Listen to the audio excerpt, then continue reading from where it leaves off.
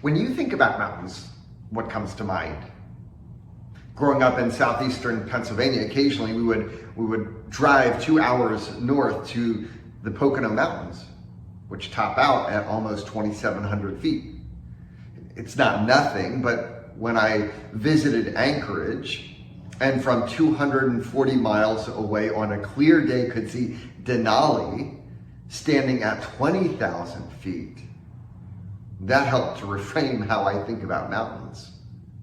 Yet even the less than mighty Poconos would dwarf the mountain referenced in Revelation 16:16.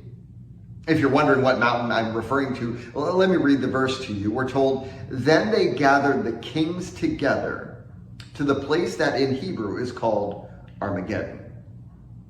These are the kings gathered by the frog demons for the battle on the great day of God Almighty referenced in verse 14. Furthermore, they're gathered at one of the more famous place names in apocalyptic literature. But alas, there's no place in the Middle East known as Armageddon.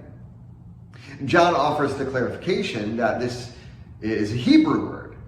And better yet, it's two words. Har is the Hebrew word for mountain, and Megiddo. It's a place 60 miles north of Jerusalem. First reference in Judges 5:19, kings came, they fought, the kings of Canaan fought at Taanach by the waters of Megiddo.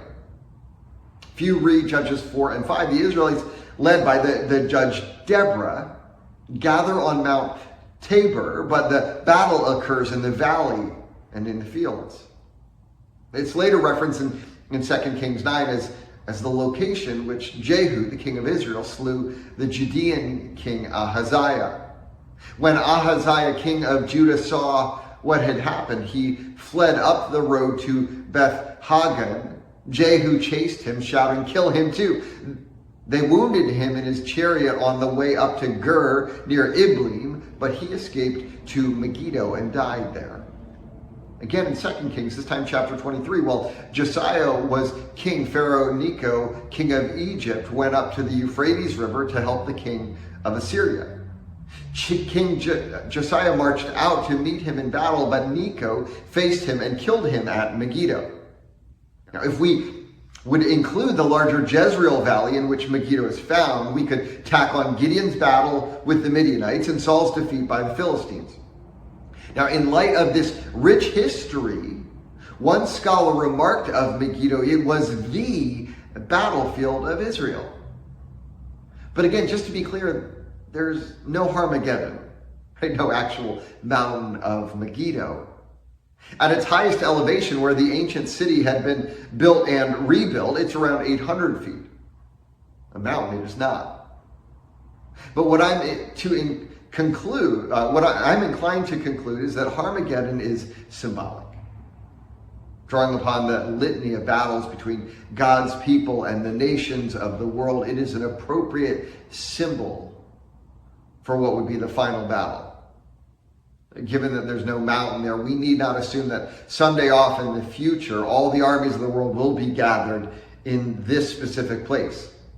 Particularly considering that one could not fit the combined armies of the world into that single geographic location.